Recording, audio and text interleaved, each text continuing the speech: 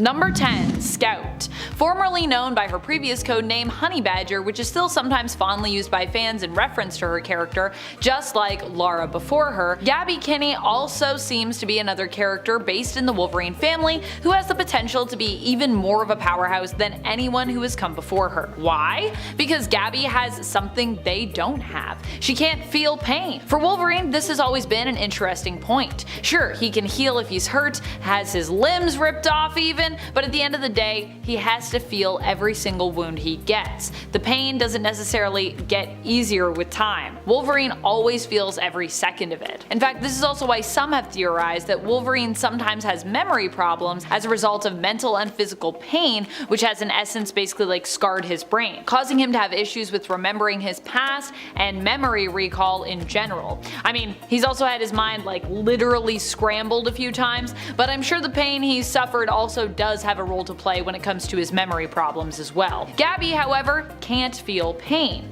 which in ways makes her stronger. It means she can push herself even more, and that she likely won't have any brain trauma as a result of at least physical pain suffered, because, you know, she can't actually feel that, as opposed to X-23, now Wolverine, and Wolverine himself, Logan, who both can. But she does need to be careful about how she uses this power, as it also means Gabby could push herself too far and overdo it, putting herself physically in danger and leaving her on the brink of death, or just straight up dead as a result. And friends, before we move on to our next spot on this list, if you love what we do here at Top 10 Nerd, we have more content for you. You can check out our most powerful playlist for more super powerful characters, if you're into that. Number 9. Jimmy Ultra Olsen. Jimmy Olsen! Oh my goodness, I could not do this list and not include everyone's favorite Superman sidekick, Jimmy, Superman's pal, as he's also fondly been known. In fact, there have been a few adventures where Jimmy has even seemingly rivaled his pal Superman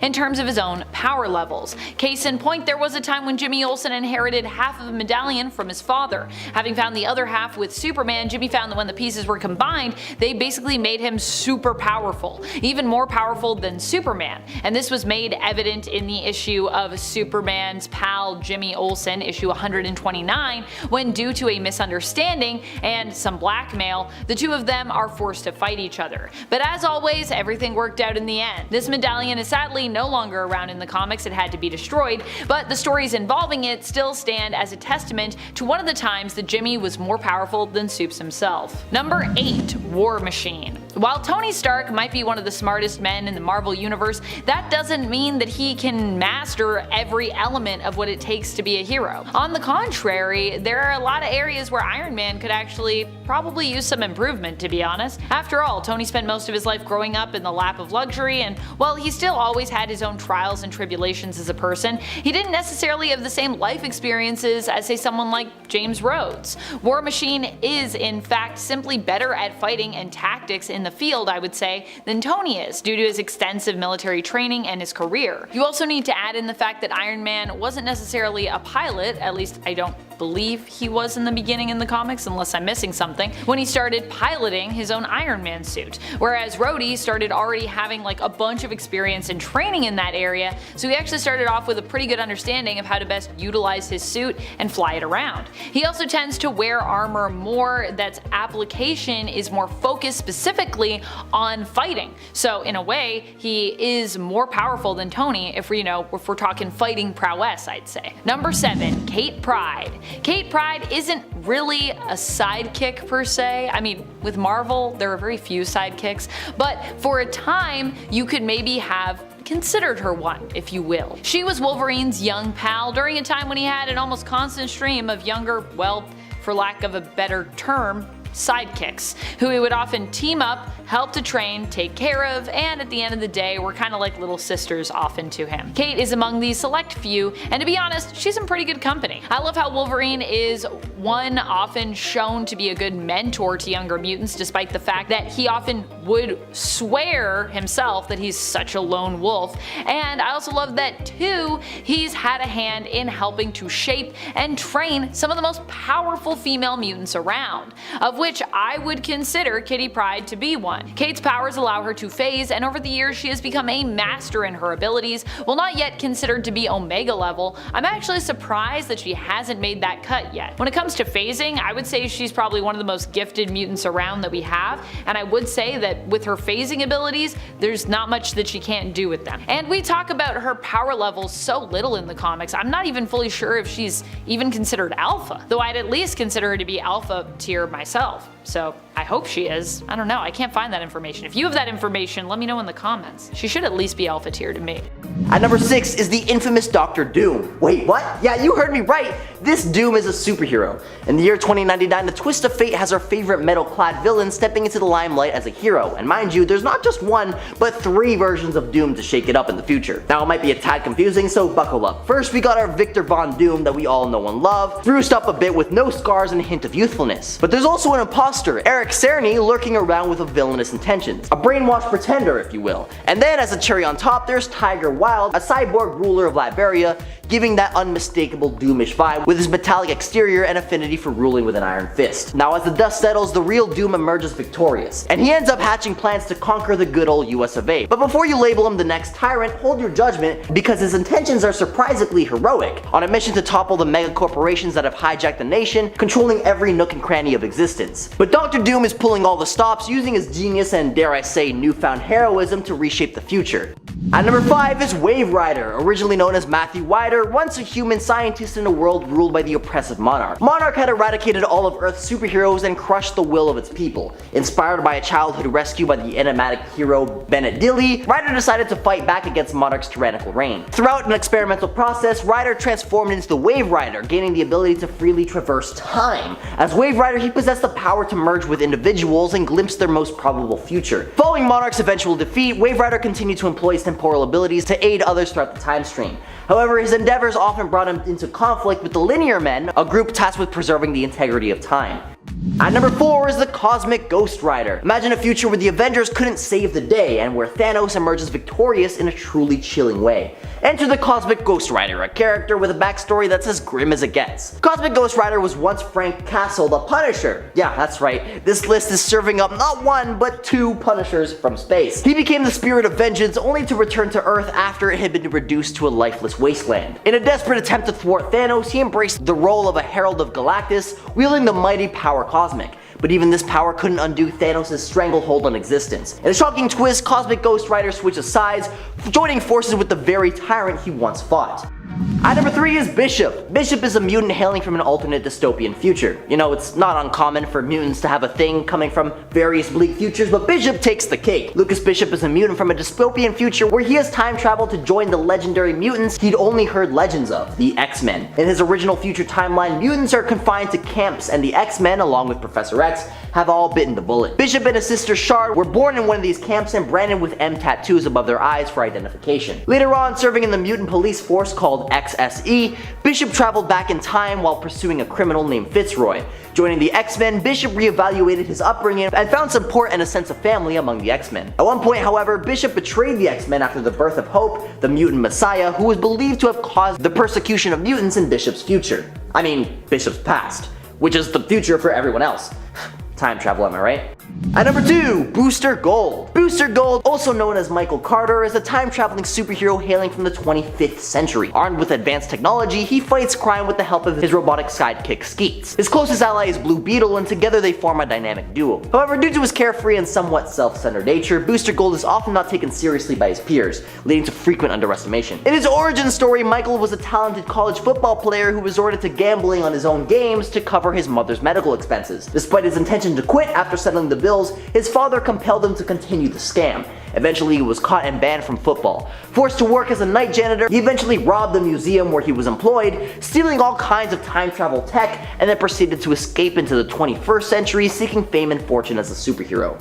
And at number 1 is Spider-Man 2099. Working for Alchemax in 2099, Miguel became increasingly dissatisfied with the corporation's control over the city. Pressured by Tyler Stone, Miguel reluctantly tested a genetic coding process on a subject named Mr. Sims, resulting in Sims transforming into a grotesque creature and passing away. Fed up with Alchemax, Miguel attempted to quit, but was tricked into consuming a hallucinogenic substance called Rapture, which bonded to his DNA. This substance was manufactured solely by Alchemax, and Stone expected Miguel to remain dependent on it. And so in order to break free from the addiction, Miguel decided to undergo the same genetic procedure that eliminated Sims, using his own original genetic code as a baseline. However, his supervisor, Aaron Delgado, sabotaged the process in an attempt to eliminate him. Despite the sabotage, Miguel survived the procedure with his DNA fused with spider genes, granting him various powers and freeing him from his Rapture addiction. Coming in at number 10, we have Kara Zor-El, aka Supergirl. While sharing the same Kryptonian heritage as her more famous cousin Kal-El, for some reason Kara isn't often placed on the same pedestal of awe and power that fans will often place Superman upon. This would be a massive mistake, however, as Supergirl has been shown to be just as strong, fast, and capable as her cousin, and in storylines taking place early in the Man of Steel's career, the more experienced and older Kara has even been said by Batman to be capable of surpassing Superman's strength. While an arm wrestling match these days might end in a draw, it just goes to show that the power of Krypton is still going strong throughout the DC universe. Coming in at number 9, we have Barry Allen, aka The Flash. Barry Allen may be known far and wide for being the fastest man alive, but his mastery of the Speed Force allows him far more interesting and more powerful abilities than merely running really fast. While running near the speed of light, a single punch from the Flash carries the strength of a white dwarf star, and the Flash's body is one of the most durable on a planet filled with metahumans, as he needs that durability to be able to survive the tremendous speeds that he travels at. So much more goes into being the Flash than just blinding speed, a mistake that the Rogues Gallery has made way too many times. Coming in at number 8, we have the Swamp Thing. While at first glance the Swamp Thing may appear to just be an unreasonably strong monster covered in wet moss, in reality Alec Holland is so much more. As an avatar of the green, a primordial force that flows throughout all plant life, Swamp Thing is capable of controlling any form of plant life in the entire universe, whether local to the planet Earth or not. This also includes his own plant matter composed body, which he can alter into any plant he thinks of and can create any form of toxin that he wishes to surprise attack enemies with. Perhaps the most interesting power of the Swamp Thing, however, is his immortality, because as long as there exists some plant life on planet Earth, Alec Holland will have somewhere to house his consciousness and grow into another humanoid Swamp Thing. Coming in at number 7, we have Doctor Strange. Now, obviously Doctor Strange is already known to be pretty powerful. After all, he's Earth's primary defender against mystical threats in the Marvel Universe, and always seems to have some sort of spell to solve whatever problem is currently facing Earth's mightiest heroes. As a master of the mystic arts, Strange has also entirely stopped aging, and is effectively immortal, being unable to die from any medical disease or symptoms of old age. And when Strange recently did die in the Marvel comic called, fittingly enough, The Death of Doctor Strange, he had already concocted a way for a younger version of himself from the timeline to take his place and defend Earth against any extra-dimensional forces that might seek to take advantage of his own death. There's planning ahead, and then there's Dr. Stephen Strange taking it to a whole nother level. Number 6, Transformers. Well, it's weird to think of the Transformers as a Marvel team, since, you know, they are with Hasbro. Marvel also happens to be the place where they kinda got their comic book start. And recently, IDW did lose the rights to the comics for Transformers. Although it's lucky for Marvel, and I do love their work, it is a little sad because I was also actually interested in the IDW Transformers stuff, which I guess I could go back and read. Or well, I guess they can't reprint it, so I'd have to find old stuff.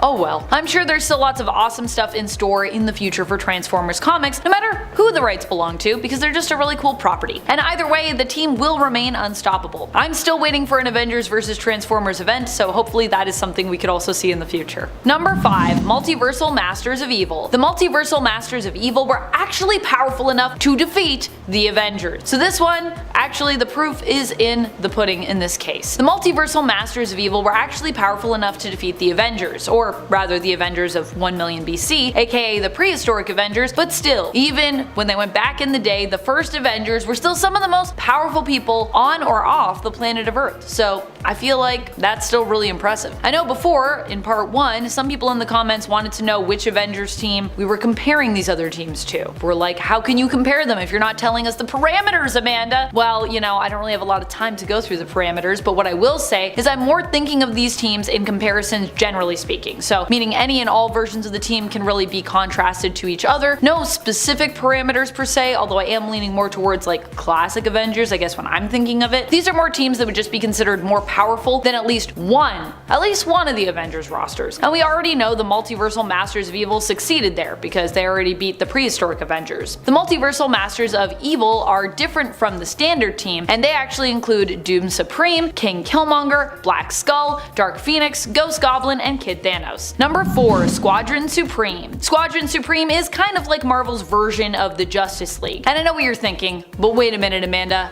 I thought the Avengers was like Marvel's version of the Justice League. Well, yes and no. The Avengers team doesn't really have powerhouses in the same way as the Justice League does, and Squadron Supreme kinda does that a little bit better than the Avengers does, if we're comparing. Marvel even went so far as to rename the alternate reality version of them that also appeared in 2021's Heroes Reborn event the Squadron Supreme of America. Get it?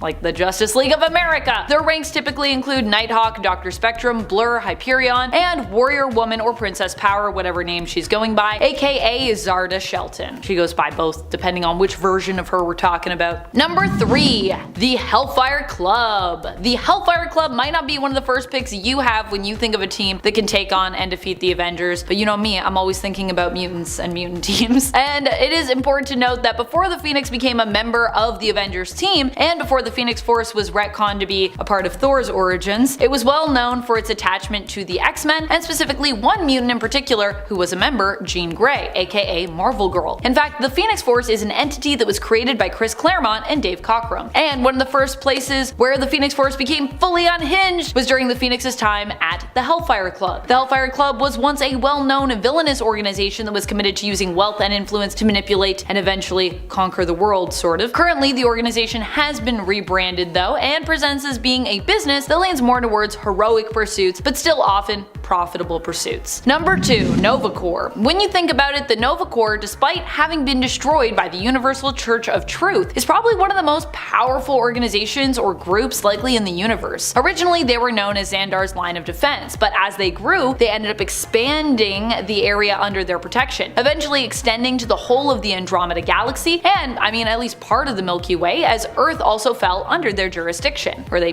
decided to take it under their wing. And while yes, as of Annihilation Scourge, they may be gone right now, with only Richard Rider as Nova surviving, it's more than likely that we will eventually see them return in the comics at some point. And usually when we do, I mean, they're just really powerful, so we should acknowledge that. Number 1, Elders of the Universe. The Elders of the Universe are some of the oldest beings to exist out in the universe. In fact, they are so old that in some cases their origins remain a mystery to us to this day, lost to time. They don't always work together, preferring sometimes to kind of do their own thing, but when they do end up joining forces for anything, they're also pretty unstoppable. They have worked together to take on Galactus and were for a while holders of the Infinity Stones back when they were known as the Infinity Gems in the comics. And in fact, I feel like if they came together to protect those, maybe Thanos would have never taken them? I don't know. Among the Elders of the Universe are the Challenger, the Champion Trico Slatterus, Ego, the Living Planet, the In-Between, the Collector, the Grand Master, the Profiteer, and Lady Karina Korvac, the wife of one of the Avengers' greatest enemies, Korvac. There's also a lot more of them out there than we know, which means if they were to all assemble, it would likely be a scary time for just about everyone else in the Marvel Universe. It would be pretty scary. Number 10, Stepford Cookos. The Stepford Cookos, also known as the 5-in-1 and later as the 4-in-1, are the students and clones of Emma Frost. They are also often referred to as kind of being like her children because, well, I mean, they were kind of made from like her stolen eggs, so in a way, they kind of are, at least from a genetic standpoint. Emma herself has taught them, and while you might argue that you need all 5 of them to kind of equal one Emma Frost. We've also seen them accomplish some pretty impressive things even when on their own. I'd also argue the fact that there are multiple of them is actually kind of more of a pro than a con, even if it means they need to combine their powers to be at their most powerful. I mean, them being 5 separate individuals means that they can actually be in more places at once than Emma physically can. And the really cool thing is they all basically share like kind of a hive mind, so no matter where they are, they can remain in constant communication at all times, and can always be in sync with one another, through somewhat sharing kind of a psyche as well. The 5 Stepford Cuckoos were recently all returned back to life thanks to the resurrection protocols of Krakoa, and include Esme, Phoebe, Sophie, Celeste, and of course Irma. Number 9. Dupe. Is he a sidekick or is he more of a mascot?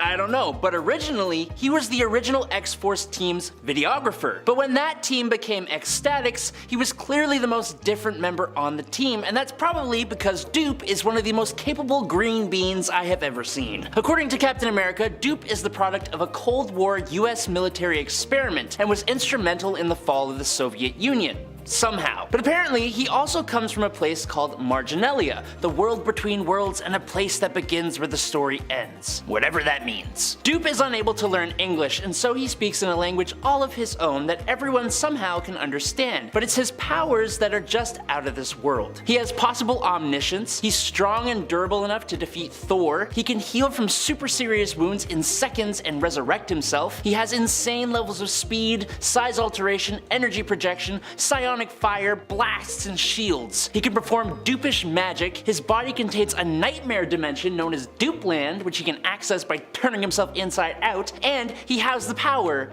of the funk. Compared to the other members of the X-Statix, Dupe is a powerhouse. Dupe later joined the X-Men, becoming the receptionist of the Jean Grey School for Higher Learning, but while he was doing that, he was also tasked by Wolverine to take care of the threats that Wolverine could not handle because he was too busy. So, yeah. Number 8. Donna Troy. Donna Troy was once known in the past as Wonder Girl, the sidekick of Wonder Woman, who also was kinda like her little kid sister. On our part 1, some drew attention in the comments to the fact that these sidekicks, during their time as sidekicks, were not more powerful than their superhero counterparts. And to clarify a little bit, these to me are simply folks who were at one point sidekicks, who we might at some point in their timeline consider more powerful than their superhero counterparts. So while Donna, I would say during her time as a sidekick, was really never more powerful than Diana, there was a time when she was actually profoundly more powerful. So that's why we're counting her on this list. So if you're like, there wasn't a time when Donna was a sidekick and she beat Wonder Woman, I think you're right on that. I'm not arguing that point. In a future where Donna Troy became the villain known as Troya though, Donna not only killed all of her fellow superpowered allies and friends, but even turned on her fellow Amazon, Diana, defeating and killing her as well. Sad. Sad! Don't worry though, Donna got to fight her evil self, so yay. Number 7. Miles Morales. A lot of people on the first part of this list suggested Miles Morales, and for me, it feels a little insulting to call him a sidekick. Miles Morales just is Spider-Man. The second one, sure, but he is kind of his own hero. That's how I've always seen him at least. But if he is actually considered a sidekick, then he's absolutely more powerful than his main hero. Sorry. Miles has essentially all the same abilities as Spider-Man himself, but then he has some that are wholly his own, and they're actually really useful. His signature difference, in my eyes, is his venom. This is like a form of bioelectricity that he can emit from his body and use in some really cool ways. He can do punches, and beams, and blasts, and he can even infuse it into his webbing. But Miles is also able to use spider camouflage to make his whole body and even his clothes and costume go invisible. While technically the second Spider-Man from the Ultimate Universe, following the original's passing, he eventually trained and worked with not only 616 Spider-Man, but in a weird twist of fate, the original Spider-Man from that universe as well. And then when he came into the 616 Earth universe, he has pretty much been his own hero on the Avengers and other teams, while occasionally, sometimes, once in a while, working with Peter Parker. He's his own person, okay? He's not a sidekick, but we're gonna use him anyways, because this is what you wanted. Number 6, the Quiet Council. They aren't really a team of superheroes, but the title of this video is simply Marvel Teams More Powerful Than the Avengers, and the Quiet Council, I would consider them to be a team still. They're a team of folks in the Marvel universe. Granted, their team is more about protecting their power and their nation of Krakoa, but hey, I think it still counts. The Krakoan Quiet Council as such is composed of not just mutant superheroes, but mutant villains villains as well, as Krakoa is said to be a place for all mutants, where past misdeeds are forgiven in the name of creating a better tomorrow and a safe haven for all mutants. Current members include some of the most prominent, iconic, and powerful mutants in all of existence: Destiny, Hope Summers, Storm, Exodus, Professor X, Emma Frost, Mr. Sinister, Captain Kate Pryde, Mystique, and Sebastian Shaw. Formerly, the Council also featured such additional powerhouses as Apocalypse, Magneto, and Jean Grey, besides. Number 5. X-Men. I mean,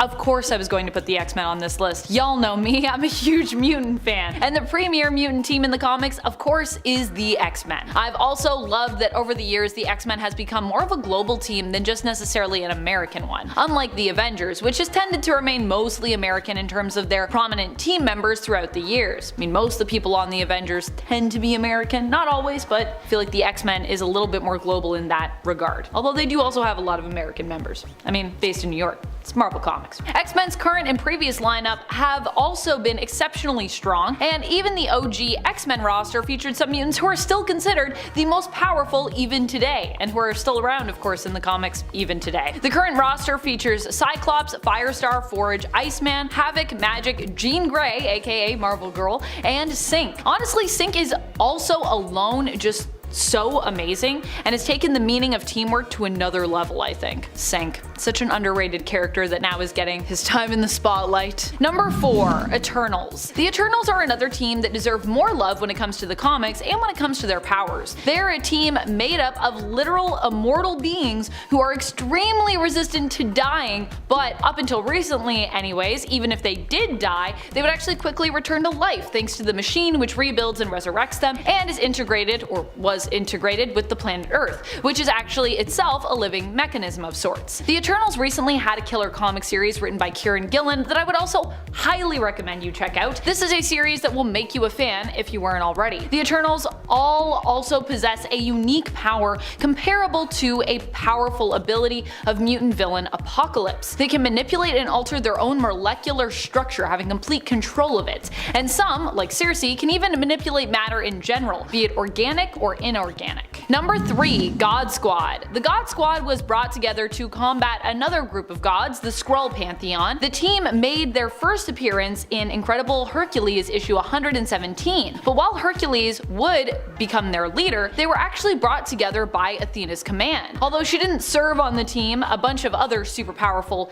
individuals and gods did. With Hercules leading, their roster over time also included Thor, Circe, the Silver Surfer, Ajax, Amadeus Cho, Snowbird, Mikaboshi, Adam, Galactus, and Venus. The God Squad only made a few appearances, but I still think they're a super cool team, and I'm still disappointed we didn't get to see them in Thor: Love and Thunder. I was kind of hoping. God Squad, but alas. Number 2. The Annihilators. The Annihilators are an insane cosmic team, and you know how I feel about the cosmic world of Marvel. It's probably one of the most powerful areas. The Annihilators first appeared in Thanos Imperative Devastation issue number 1, and were created by Dan Abnett, Andy Lanning, and Miguel Sepulveda, during a time when the Guardians were getting a refresh by Abnett and Lanning in the comics. The team was actually inspired by Star-Lord himself, who had an idea for a truly badass team of galactic guardians, which Cosmo put into action. The team has featured Beta Ray Bill, Silver Surfer, Gladiator, Icon, Quasar, and Ronan the Accuser. At one point they used their powers to combine two suns together and prevented them from going supernova. So yeah, that's the power level that we're talking about. Number 1. The Defenders. I feel like the Defenders is a team that is often forgotten, but is randomly like one of the best superhero teams we've ever seen from Marvel. Perhaps this also has to do with the fact that none of its members ever really wanted to join or be there, at least not initially. The Defenders was the name given initially to the reluctant team up of the Hulk, Namor, and Doctor Strange, with Strange acting as the de facto leader of the team. Also, just having Doctor Strange as the leader of any team makes it pretty impressive, hence why the Midnight Suns are also on here. When it comes to Avengers teams, he tends to be more elusive, and even solo, he's known for being a powerhouse, so combine him with other powerhouses on a team, albeit ones, you know, in different categories like the Hulk and Namor, and you can see how this team becomes seemingly unstoppable. In fact, I feel like the fact that each of these heroes, you know, kind of has their own thing going on is what makes the Defenders so great. And they've also had a lot of other people join them throughout the years that have also been insane. As long as they all happen to be working together together, the Defenders is a pretty great team. Which of course, especially in the beginning, wasn't always the case. But hey, they figured it out. Number 10. Gammacore. Not to be confused with Gamma Flight, the space program, or the other Gamma Flight, Alpha Flight training team. The Gammacore are actually made up of various different Gamma mutates, who basically were initially brought together to be used in hunting down the Hulk, believing him to be responsible for their fates and their mutations. They later learned, however, the truth and ended up turning on the Illuminati as a result. Team members included General Riker, their initial leader, Timothy Wilkerson, known as Prodigy, Gray, Griffin, Mr. Gideon, and Mess. While they were rescued by the Hulk from a Hulk AI and later depowered, I would say that at their height they could stand a chance against a more classic Avengers roster. And friends, before we move on to our next spot on this list, if you love what we do here at Top 10 Nerd, why not show us you love us by giving us a thumbs up? Number 9. Thunderbolts. The Thunderbolts might not be as good at teamwork in some cases, but they are definitely more interesting than the Avengers when it comes to their story, and despite being initially made up secretly of a group of villains led by Baron Zemo, the public even came to accept them as heroes. Over the years, their lineup has changed dramatically, and currently they are actually more of a mishmash of like less heroic folks and more heroic folks, although the fact remains that the Thunderbolts has always remained a more heroic, at least at heart, or at least anti-hero based team. One of their current members also happens to be Spectrum, aka Monica Rambeau, who is known for packing a punch. Number 8. Titans 3. Titans 3 is a group that is similar but different to another one I had on part 1 of my list. It is basically the Defenders, sort of, but also may predate the Defenders, I believe, in terms of their appearance. The Titans 3 only appeared in a couple of issues of Submariner back in the 70s, making their first appearance in issue number 34 and their last in issue number 35. This team was led by Namor the Submariner and was brought together to save the world, as many great superhero teams have been brought together in the past. Joining Namor were the Hulk and the Silver Surfer, so no Doctor Strange here, but still a very powerful team I think, even with only 3 of them. Number 7. Star Masters. Probably not a team you get to hear about often, I'd think, on YouTube, so let me get you up to speed here. Star Masters were brought together by the accusation that Quasar was guilty of murder, having believed to have massacred basically a bunch of people on a starship. Those that made up the team were the ones who believed him to be innocent. I also just love Wendell Vaughn and feel like we don't really get to talk about him too much on the channel for how powerful he is. Probably because Wendell, aka Quasar, isn't super prominent in the comics anymore these days, especially not Wendell as Quasar, because now we also have Avril. However, Wendell has appeared in the Guardians of the Galaxy series in recent years. While Quasar was obviously on the team, so was Beta Ray Bill, Silver Surfer, Morphex, and Zenith. After Quasar was proven innocent, the team became more focused on maintaining peace throughout the cosmos, basically like OP cosmic peacekeepers, which I also just love as a team idea. Number 6. Wasp. Janet Van Dyne's the Wasp is not necessarily someone I also would consider as a one-for-one sidekick per se to Hank Pym's Ant-Man. So, well,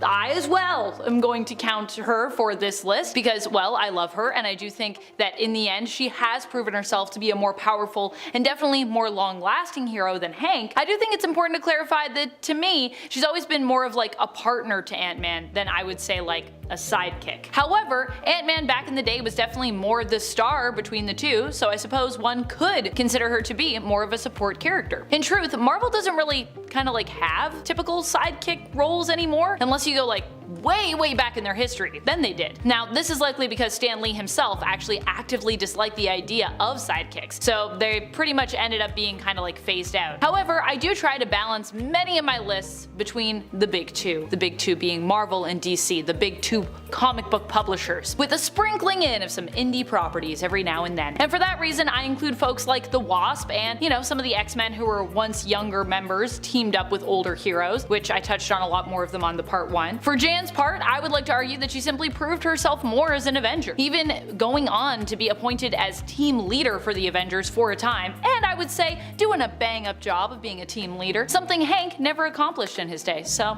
there you go. Number 5. Hit Girl. We don't really talk about Kick-Ass so much, and that makes sense when talking about powerful heroes because there isn't really anyone from the Kick-Ass comic who is really superpowered. But in terms of sheer capability, Mindy McCready, aka Hit Girl and the sidekick of the hero Big Daddy, is probably the most capable character in the whole thing. Mindy can take out hordes of armed mob henchmen in seconds with her double-bladed polearm, and she does, tearing through enemies with such finesse that she makes it look like a dance. Her unusually refined fine skills are all thanks to the pretty ruthless training she undergoes at the hands of her father, Big Daddy. Although it's not revealed till later, Big Daddy was a cop who essentially went rogue and tricked Mindy into training her whole childhood to become Hit Girl and fighting crime with a bogus story that her mother had been taken out by a particular mafia boss. Using this made-up backstory as motivation, the two trained in all forms of lethal weaponry and martial arts to become strong enough to take on their target. Although Big Daddy himself isn't a pushover, he does not have the same kind of fighting skill as Mindy. Being able to take out groups of armed grown men in melee combat is a testament to just how strong she is, and she isn't even an adult, so just imagine what she could eventually achieve. Potentially, maybe. Number 4, Nightwing. I left Nightwing off my part 1 because I was honestly worried about people coming for me for putting him on a list, basically saying he's better than Batman. But, you know, after discussing with Adam and after discussing also with Andrew, I feel like honestly we all at Top 10 Nerd agree that Dick Grayson has gotten to a place where we could see him superseding Batman as the greatest dark detective there is. Something that I feel like Dick has that Batman doesn't, or at least doesn't necessarily in the same way, is a close connection to those who he cares about most. In other words, Dick basically has more friends. He's more popular.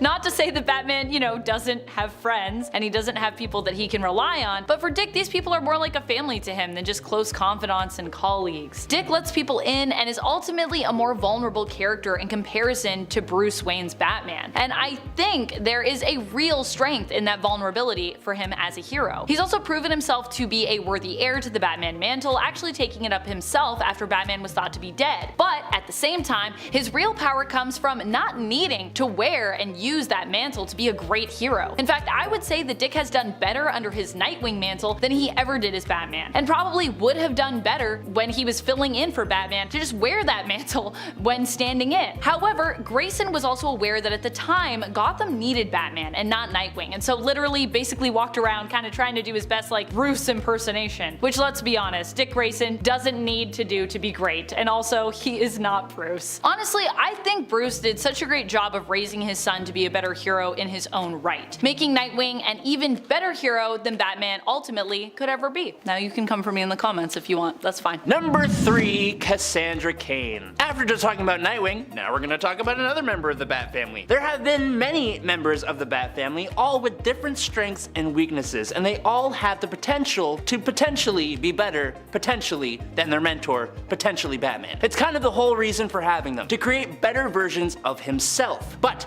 Cassandra Kane, she redefined the whole role of Batgirl. She's easily the toughest Batgirl and arguably the most skilled member of the Bat family, mainly because of her skill with hand-to-hand combat. Thanks to her highly unique fighting style, coupled with all of her training at the hands of her parents and everyone else, she could easily defeat her predecessor, Barbara Gordon, but even Batman would be given a run for his money in a straight-up fistfight. Cassandra has beaten her mother, Lady Shiva, and her father, David Kane, and they are two of the best fighters in DC's landscape. She was brought into the world and trained by the League of Assassins to be the one who is all and the ultimate bodyguard for Ra's al Ghul. She received even more training from Bronze Tiger, Merlin the Archer, Batman himself, Lady Shiva, Oracle, and Black Canary. She has near meta-human levels of speed, immense resistance to pain, and she can read people's body language, which allows her to mimic anyone's fighting style and predict their next moves. I'd say she's better. I don't know, you decide. Number 2, Toro. Toro was the Human Torch Jim Hammond's sidekick way back when. And when Toro was initially the sidekick of the Human Torch, it was believed he had powers very similar to the Human Torch. He had flame powers that he was born with, being the son of Fred Raymond, who actually once worked for the man who created the Human Torch. Because, you know, we're talking about the android Human Torch here. Professor Phineas T. Horton. While initially Toro's parents believed their son, Thomas Toro Raymond, was a mutant due to his fire immunity powers, it would actually later be revealed that Toro was actually an Inhuman with a latent Inhuman gene activating his abilities. Well, he underwent Terrigenesis, but anyways. Later on, he'd even learn that his powers weren't even solely based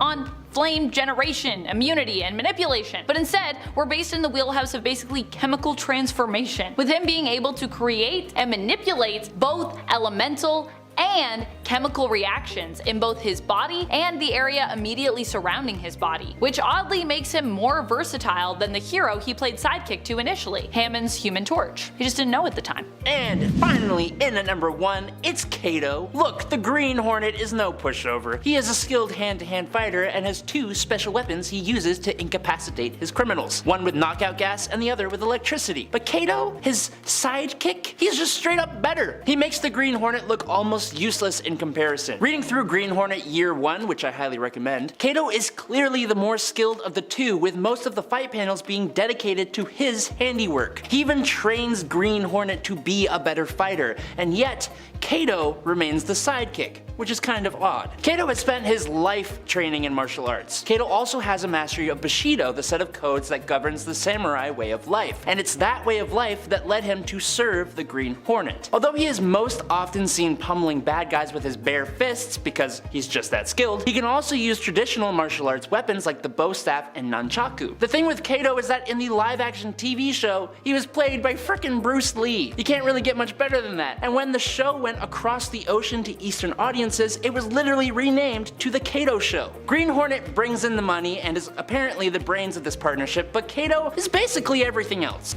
At number 10 is Terry McGinnis, aka Batman Beyond. In a future where the iconic Batman Bruce Wayne has hung up his cape, but fear not, because the Project Cadmus director Amanda Waller had foreseen this eventual outcome. She believed that another Batman would be necessary, and thus Project Batman Beyond was born. The plan was as audacious as it was ingenious, combining Batman's DNA from his battles with cutting-edge nanotechnology. With the genetic blueprint secured, the only missing piece was a suitable family to raise a successor. Enter the McGinnis household, where Warren and Mary turned out to be the perfect genetic match, akin to Martha and Thomas Wayne. After a seemingly routine flu shot, they became the proud parents of Terry McGinnis, essentially Bruce Wayne reborn. Amanda even contemplated sending an assassin to ensure history played out, but that idea mercifully fell by the wayside. As Terry grew through his high school years, he found himself tangling in a street gang known as the Jokers, with a Z. A chance encounter with an older, weathered Bruce Wayne on the grounds of Wayne Manor led him to a faithful partnership. Terry's assistance helped Bruce fend off the gang, and in turn, Terry discovered the hidden entrance to the Batcave. However, as fate would have it, Warren was taken out by the corrupt CEO Derek Powers, who had taken over Wayne Powers. Terry's pursuit of answers led him back to Wayne Manor, where he found himself demanding information and eventually taking matters into his own hands. He audaciously stole a Batman suit and confronted Powers,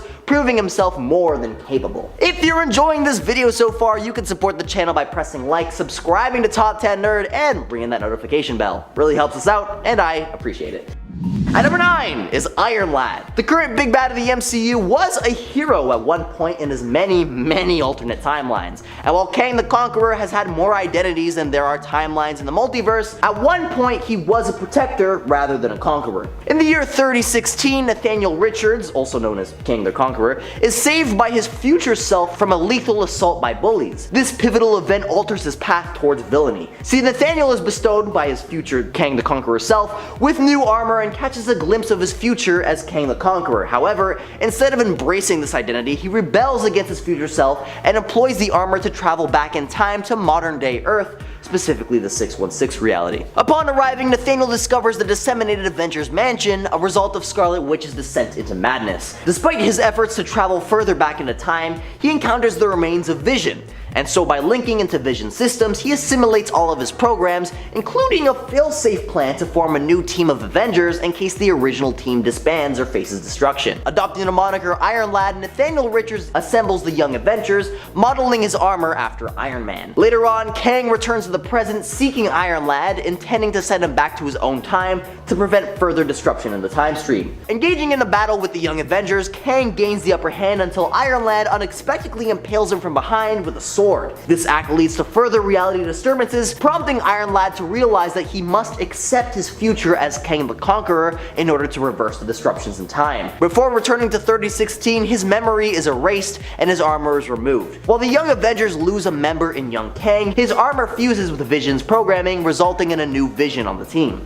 At number 8 is Future State Superman. Yeah, you heard me right, Superman is on this list, and I'm sure you don't need me to remind you how powerful Superman is in the present, but in the future state? Not so much. Imagine, if you will, a future in which personal information is exploited to portray the Justice League, leading to their catastrophic breakup. And if that's not bad enough, Superman finds himself impaled with kryptonite, imprisoned in a kryptonite chamber, and subjected to bizarre experiments by a character named Mr. Toad. And if that's not a hefty enough dose of mystery, fast forward a bit more and Superman's son John Kent has taken over the mantle of Metropolis Savior, leaving Kal-El to be trapped by Mongol in a grueling battle arena within Warworld. This leaves Superman completely depowered, forced to fight endlessly for his life until his inevitable demise, only to be resurrected by Mongol, pushing him to fight ceaselessly. But Superman's spirit doesn't waver. He becomes a beacon of hope, rallying other captives to rebel against their tyrannical master. At number 7 is Space Punisher. In an alternate universe, Frank Castle, aka the Punisher, takes revenge to a whole new level. Dubbed the Space Punisher in Earth 12091, his family's demise at the Six-Fingered Hand ignites a cosmic vendetta. He later confronts a bizarre lineup of foes. Blood Queen, Brood Queen, she's history. Sabretooth and Deadpool, they're gone too, and so is Hulk. The quest leads to Avengers Planet, a clash with Jarvis and Galactus' gear, and an ultimate showdown with the Watchers. In this dimension, Frank Castle's transformation to the Space Punisher is a cosmic saga of retribution. Number 6. Wally West. Wally West is in fact faster than Barry Allen, and pretty much everyone knows it at this point. And if you don't know it, well, now you do. And if you're refusing it, you might just be in denial, my friends. I'm just going to say it. While there might be some areas where Barry excels more than Wally, for the most part, Wally West being faster makes him generally more powerful than Barry Allen. This is because Barry and Wally both get their powers from speed. So being faster literally translates to more power, as speed is used to fuel many of the things that they can do, their powers. Wally West, however, wasn't always the Flash. Before that, he was Barry's sidekick known as Kid Flash. And even then, he showed great promise and potential, which he obviously delivered on when he grew up and himself took up the mantle, following in his uncle's footsteps, and then of course outrunning those footsteps. Number 5. Revolution. Formerly known as Winter Soldier and Captain America, it's Buchanan Bucky Barnes, Steve Rogers' pal and former sidekick during World War II times. I mean, especially if we're talking Marvel Cinematic Universe here, I think we have to acknowledge that Bucky Barnes' Winter Soldier had simply more oomph than Steve. Now granted, in Civil War, Steve is also trying to hold back because he doesn't want to hurt Bucky, but this is still a character who is shown in live action to be able to hold off both Iron Man and Captain America at the same time. In the comics, some would also argue that Bucky Barnes ends up as a better Captain America than even his protege and the original superhero that he sidekicked for, Steven Rogers. So, whichever way you're looking at this one, Bucky at the very least has the potential to be more powerful than Steve all around, and possibly even more influential, I'd say. I personally also think having a metal robot arm kind of gives him an arm up on the competition, if you will. I mean, his one arm is always going to be more powerful than Steve's two together because, you know, it's robotic and insanely powerful. Basically, like, if we're talking arm wrestling competitions, I think Bucky is more powerful for sure with robo arm. Man, I wish I had a robo arm so I could just destroy everyone in arm wrestling competitions. I would totally get a robot arm for that. Number 4, John Kent. There are some who might want to fight me on this one, but at the end of the day, honestly, it's kind of the truth. So we can discuss it if you want. We can fight me. Let's fight. Let's go. John Kent is the son of Superman's Clark Kent and Lois Lane.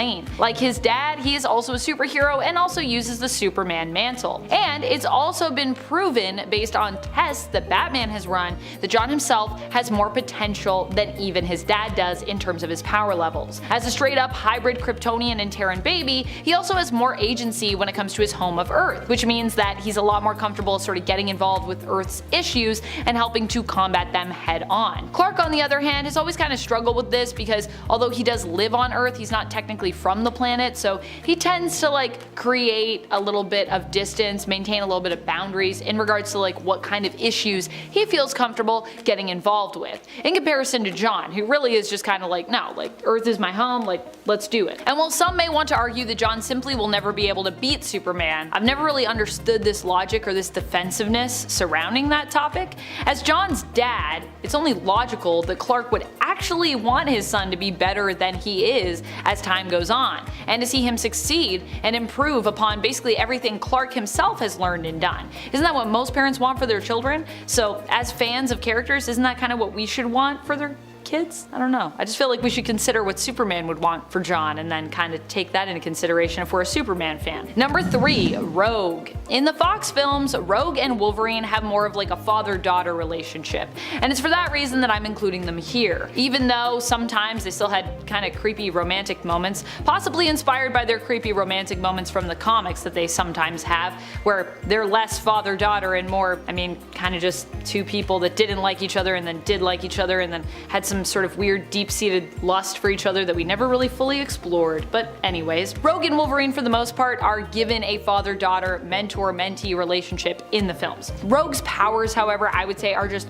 way more epic than Wolvie's. He has a healing factor, but it's also a power that Rogue can literally adopt, can literally just take from him if she wants. In fact, Rogue can literally adopt any mutant power just by coming into physical contact with another mutant. In the films, however, she isn't quite at the level she currently is in the comics in terms of her control over this. So the only major downside here is that, you know, she accidentally often hurts those she loves when she uses her powers because she can't really fully control them. So Rogue is actually more wary of even utilizing them in combat, and even at one point basically tries to get rid of her powers altogether because of how cursed her powers make her feel. However, this does not diminish the fact that her abilities, regardless of how wild they are or how much she kind of is wary of using them, are just simply more OP than Wolverine's. And that's saying something too, because Wolverine at times can be extremely OP himself, so no disrespect to Wolverine, just, I mean, Rogue's crazy, you know what I mean? Rogue's on another level to me. Number 2, Tempest. Tempest is insanely OP in comparison to Aquaman, and that's not even me trying to take a swing at Aquaman. While he's been the butt of many jokes in the past, I actually think that Aquaman himself is a vastly underrated character, so I'm not knocking him, I'm just saying the facts. Because of course, that being said, Garth, who is known as Tempest currently in the comics but was previously known as Aqualad, the sidekick of Aquaman, just has more going on than his predecessor. Tempest not only has all the powers that he gets from being an Atlantean, but is also well versed in the world of magic as well. He can cast spells, and in the past has also been shown to be able to control certain elements, teleport, and even turn himself invisible, so yeah. Number 1, Storm. It's weird to think about this one, but at one point Storm was kinda like Gambit's sidekick, which feels so random now in the present day, but I still love it. This was during the time when Storm became temporarily de-aged and basically became like the thief Gambit's apprentice, his little apprentice thief, which is pretty wild to think about. That 1, Storm trained with Gambit, and that 2, the pair actually have kinda like a really close bond because of this. One that rarely gets showcased, let alone mentioned, despite the fact that they had such a fun dynamic on their adventures together back in the day. Once Storm regained her memories while in her de-aged teenager form, she was actually the one to bring Gambit to the X-Men, having finally remembered them. And this was how Gambit would ultimately join up with the team, which is also pretty wild and cool to think about. Storm would eventually return to her normal age, and I would say is hands down way more powerful than Gambit is now. Granted, once again, not to knock Gambit, because you know I love him. But this is also a duo that I would love to see return to action together for another team-up series. Because, yeah, it's just such a fun time. And why can't we have them do that in present day? You know what I mean? Anyways, what I'm saying is you should also go back and you should read the Gambit miniseries that just came out,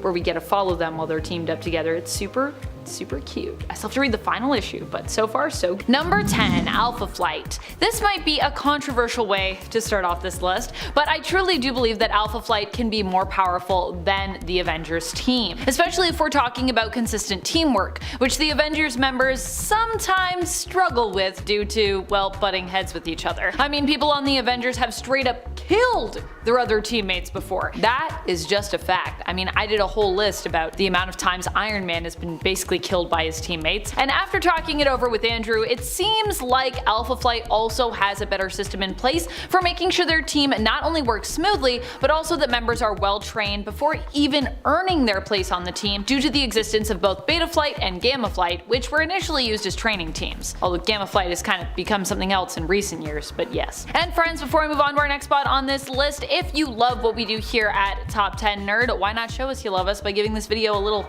like? Click that thumb thumbs up. Number 9. Midnight Suns. Midnight Suns is basically Marvel's main magical team. At least currently that's who we got. Midnight Suns typically deal with threats that are more mystical or supernatural in nature. They were brought together initially by Doctor Strange to fight against Lilith and her small army of demonic offspring known as the Lilin. Which, I mean, of course this team would be brought together by Doctor Strange, right? Each member of the original team roster had interacted with the Lilin before, which was what tied them all together. Team members and leaders have included Doctor Strange, Wong, Blade, Morbius, Magic, Nico Minoru, Wolverine, Zoe Laveau, Kushala, Dr. Voodoo, Elsa Bloodstone, multiple Ghost Riders, Hannibal King, Hellstrom, Iron Fist, Man-Thing, Jennifer Kale, Ben Reilly, Victoria Montesi, and Werewolf by Night. It's a lot of supernatural and mystical people. Number 8. Web Warriors. The Web Warriors are a fantastic multiversal team that spun out of the events of Spider-Verse. But even before they existed in the comics, they and the Spider-Verse were inspired by the team-ups of multiversal Spider-Man in the 90s Spider-Man animated series. The Web Warriors were brought together by the multiversal threat of the Inheritors, who hunted down various alternate Spider people, known as Spider Totems, across the Marvel multiverse. After they were defeated during the Spider-Verse event and the dust had settled, the Web Warriors were created to defend those worlds, who were left afterwards without a hero. Considering how powerful Peter Parker's Spider-Man is, I think you can understand how a team made up of various alternate versions of the character would be off the charts when it comes to their power level. I mean, Spider-Man himself is pretty crazy, like a team of Spider-Men. I wish we had an Avengers team that was actually just like different Spider people. That could be pretty cool. Number 7. Fantastic Four. The Fantastic Four, despite being often smaller in number, though they have expanded beyond that number over the years, is still mightier, I'd say, than the Avengers. But I also feel like that's to be expected. After all, the FF were one of the first Marvel teams and are referred to fondly as Marvel's first family. So if anything, I consider them kind of like the first team. The Fantastic Four usually is made up of the 4 initial friends and relatives who are forever changed by exposure to cosmic rays during their first voyage out into space. At least that's the original origin story. The team has had countless heroes join their ranks here and there over the years. Well, you know Mr. Fantastic, Invisible Woman, Human Torch, and the Thing. Some other members on the FF roster have included the Hulk, Wolverine, Ghost Rider, Spider-Man, Storm, She-Hulk, Nova, Moon Girl, Devil Dinosaur, Crystal, and Black Panther, among others. Coming in at number 6, we have Patrick O'Brien, aka Plastic Man. Typically seen as one of the comic relief members of the Justice League, Plastic Man is a hero whose powers just seem wacky on the surface, but when you really think about them, technically make him one of the most powerful members on the Justice League team. Capable of completely manipulating his body down to the molecular level, Plastic Man is essentially indestructible given how flexible he's able to become. Completely impervious to physical damage, Plastic Man has also shown a complete immunity to mind control or telepathic suggestions, as his brain isn't made of enough solid matter for anyone else to control. All of these facts combine to make Plastic Man much more dangerous than a simple joke of a hero. Coming in at number 5, we have Ghost Rider. As a flaming skull-headed hero with demonic superpowers, Ghost Rider is one of the more noteworthy mystical heroes in the Marvel Universe, using Hell's own powers to fight against evil and protect his world from whatever threatens it. But Ghost Rider's most underrated ability might just be his Penance Stare, which causes whoever it's being used upon to relive all of the pain and trauma they've caused throughout their life and filling them with remorse. Some villains are merely stunned by the Penance Stare, while some have been so remorseful they've burst into flames, with even the godlike Galactus being halted by the Penance Stare and forced to experience the trillions of deaths that he'd caused over the years. And if you can stop Galactus, hell, you can pretty much stop anything. Coming in at number 4, we have Bobby Drake, aka Iceman. As one of the earliest members of the X-Men, Bobby has had a lot of time over the years to explore his powers, and contrary to appearances, he can do far more than just convert his body into ice. Classified as an Omega level mutant, the most powerful designation there is, Iceman is capable of not only controlling the temperature of all of his own molecules, but is able to manipulate water molecules entirely as well as part of his own mass. This means the possibilities for Bobby's powers powers are as intense and malleable as water itself, allowing him to freeze the blood within enemies' veins, travel instantly through a stream of water, or even cause another ice age if Bobby didn't hold back his full strength. Coming in at number 3, we have Mark Spectre, aka the infamous Moon Knight. A street-level Marvel hero with powers that go far beyond the usual street, Mark Spectre is a vessel for the Egyptian god known as Khonshu. Able to embrace the 4 different aspects of Khonshu as 4 distinct personalities within his head, Moon Knight is strongest under the light of a full moon, giving him physical strength far beyond that of a normal man, and a pain tolerance that is nearly limitless.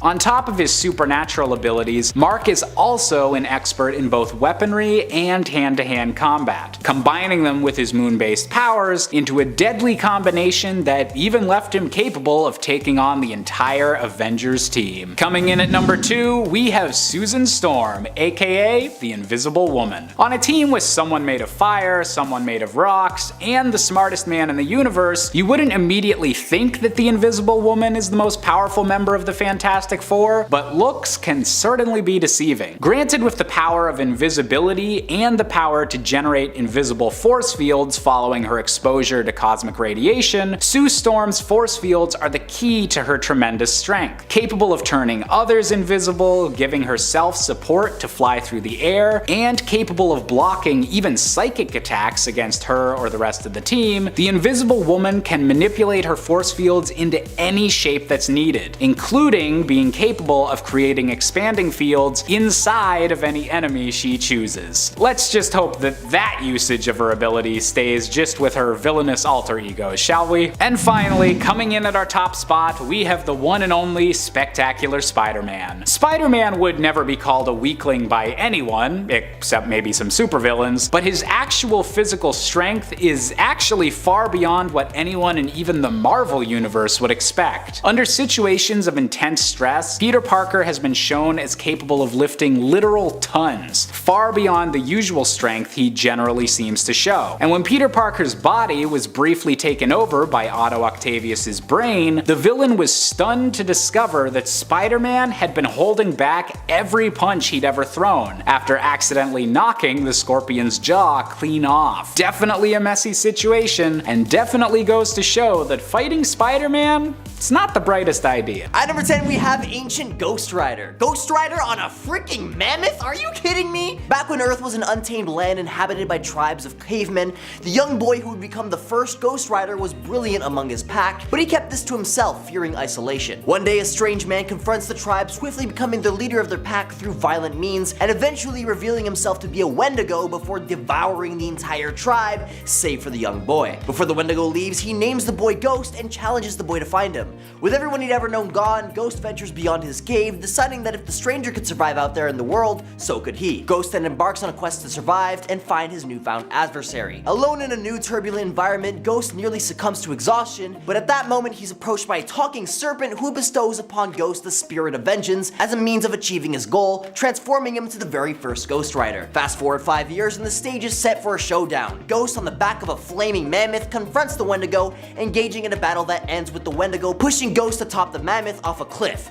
a fall that only the rider would survive. Alone once more, the Ghost was approached by Odin and Lady Phoenix, who would ask him to join the prehistoric Avengers. By the way, if Ghost Rider on a mammoth isn't cool enough for you, then try the Ghost Rider of the Hyborian Age about 990,000 years later, when the Ghost Rider of that era rode a giant spider. The Spider Rider would go on to confront Conan the Barbarian, and while we don't know how that showdown ends, you can definitely bet it would be a battle of the ages. Well, the Hyborian Age specifically. And speaking of which, Number 9, Conan the Barbarian. Conan was born on a carnage-strewn battlefield in the hills of the westernmost region of Chimeria, all the way back in the Hyborian Age, aka around 13 to 10,000 BC. The fact that Conan was born on a battlefield was considered to be an omen that Conan would grow up to be a great warrior one day. And Conan was one of the most accomplished swordsmen of the Hyborian Age. He has unusually high strength, agility, and speed for a human. He has lifted immense objects or enemies, even using his bare hands to bring down a raging bull when he was still relatively young. It's said that he has the strength equivalent of 10 to 20 men. More often than not though, Conan relies upon his lightning fast reflexes in combat situations, and they've very rarely failed him. On top of that, he has a massive level of durability, and through years of dealing with sorcerers, magicians, and witches,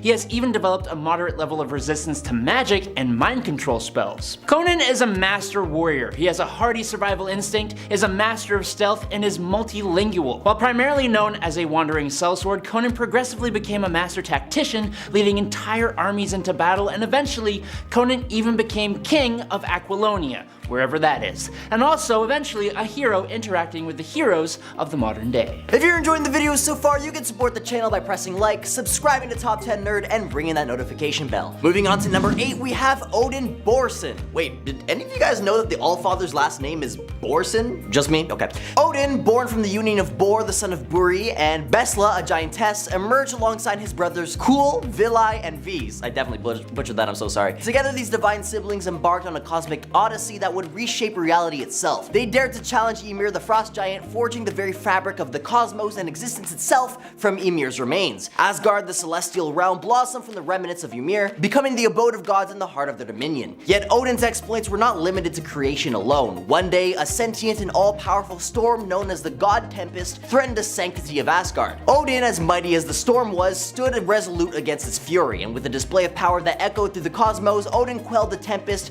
imprisoning its essence within a fragment of Uru, which would one day become the legendary Mjolnir, a symbol of power and worthiness. Sometime after forging Mjolnir, but long before the birth of Thor, Odin descended upon Midgard, then known as Aesheim, where he bestowed upon the world the gift of humanity. However, even the god's benevolence can be tempered with enigmatic purpose. Bor, his father, was not entirely pleased with Odin's creation, casting upon humanity the mantle of suffering. As eons swept by, Odin's saga intertwined with the Stone Age. See, Mjolnir proved difficult to wield, leading Odin to forge an alliance with mystically empowered prehistoric humans. Together they united as the Stone Age Avengers, the guardians of Earth's fragile yet flourishing existence. Number 7, the Immortal. Due to an accident that happened approximately 3,000 years ago, the man who became Invincible's Immortal was exposed to an unknown anomaly that gave him superhuman abilities that put him almost on par with Viltrumites, making him one of 3 known beings in the universe that can make that claim. But outside of his incredible strength, speed, durability, stamina, and flight powers, the Immortal is,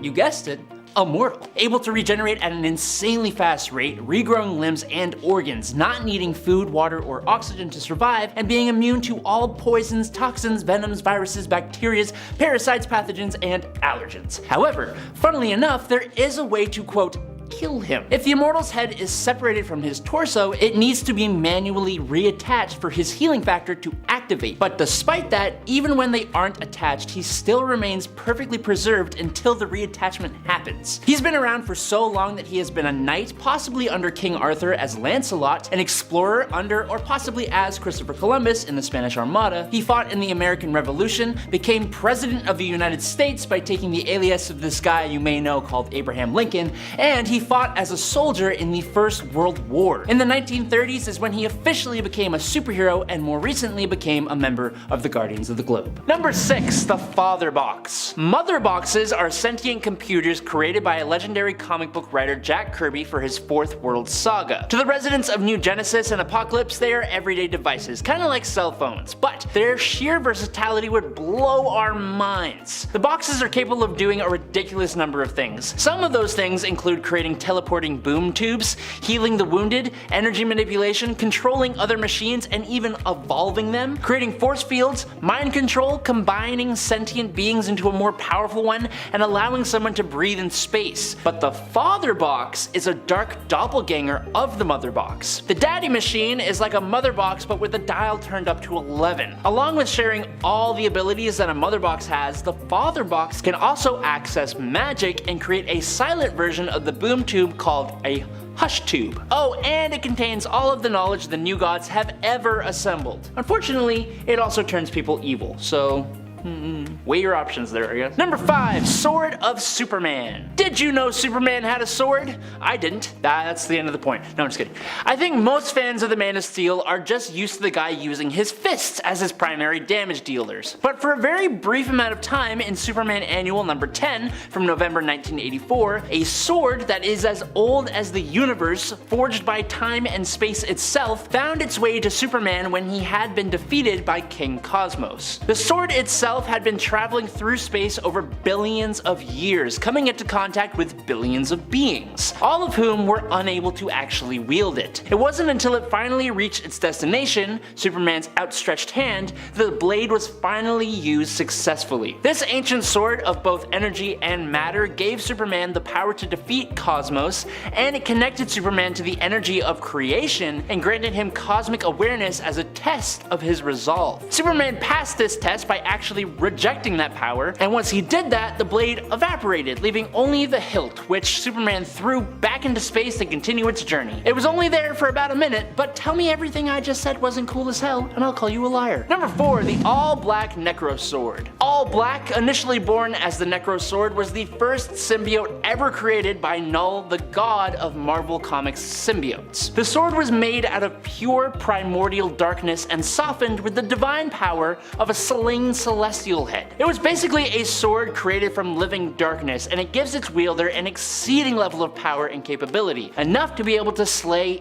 gods. After removing the All Black away from Null, the alien known as Gore is corrupted by both his hatred of gods and the dark symbiote itself, and he continues the quote butchering of the gods started by Null. Long after Gore's defeat though, in the King Thor timeline, King Thor uses it to stop Galactus from consuming the Earth, but then the All Black connects to Galactus, who becomes Galactus the World Butcher. When Ego the Living Planet arrives, the All Black goes to Ego instead and transforms him into Ego the Necroplanet, who then eats Galactus. Then the Ego is destroyed by this timeline's Loki, who takes the All Black Necro Sword and becomes Loki the All Butcher. This sword needs to chill out, and I need a nap. Number 3, Crimson Gem of Sidorak. The Crimson Gem of Sidorak is a mystical and immensely powerful artifact that serves as the source of power for the unstoppable Juggernaut. Created by the deity Sidorak, the gem embodies an ancient mystical energy that grants its possessor an almost invincible level of physical power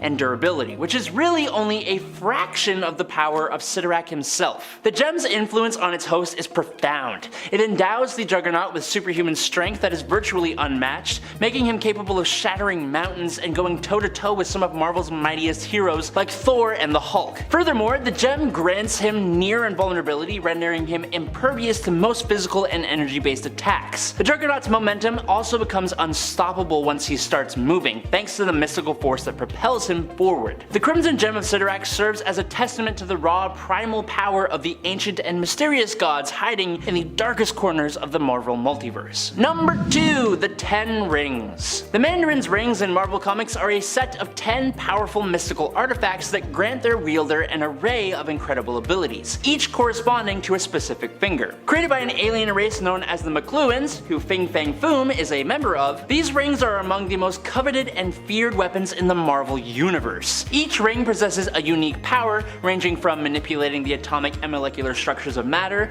or projecting various beams of concussive force, to boosting up psionic powers and other crazy things like that. The 10 rings are named Remaker, Influence, Spin, Spectral, Nightbringer, Daemonic, Incandescence, Lightning, Zero, and the Liar. Each one of these little rings contains the soul of a long-past legendary cosmic warrior trapped in a phantasmal state, plus a quarantined AI for when the rings are separated from their wielders. Combined though, the Mandarin's rings make him a nearly unstoppable force, enabling him to manipulate energy, control elements, and reshape reality itself. The Mandarin's intelligence and strategic thinking amplify the ring's powers, allowing him to devise intricate plans and wield the potential with precision. And finally, in at number 1, the Lazarus Pit. The Lazarus Pit is a supernatural phenomenon of restorative pools capable of instantly healing injuries, resurrecting the dead, and even granting immortality to those who bathe in it. Which sounds pretty great, but as with most things,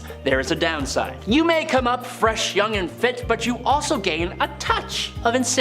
Those who use the Lazarus Pit temporarily endure a quote Lazarus fever, causing them to break out into an uncontrollable rage, and over enough time, the pit can even corrupt a person's very soul. So yeah, some good and some definite bad. The first Lazarus pit was accidentally discovered by Ra's al Ghul while searching for a cure for a quickly passing prince. Although the Lazarus pit saved the prince's life, it also drove him mad and caused him to take the life of Ra's al Ghul's wife, Sora. This incident led to a series of cruel circumstances for Ra's al Ghul, eventually turning him into the feared Demon's Head. After that, for several centuries, the Lazarus pits were used by Ra's to prolong his life. The substance that fills each pit is a chemical blend of unknown composition, seemingly originating from somewhere within the Earth's crust. For an unknown reason though, it bubbles to the surface only at certain key points around the globe, typically at the junction of ley lines. Whatever that means. Number 10. The Kaji Da. This little unassuming blue scarab may not look intimidating, but this mystical alien artifact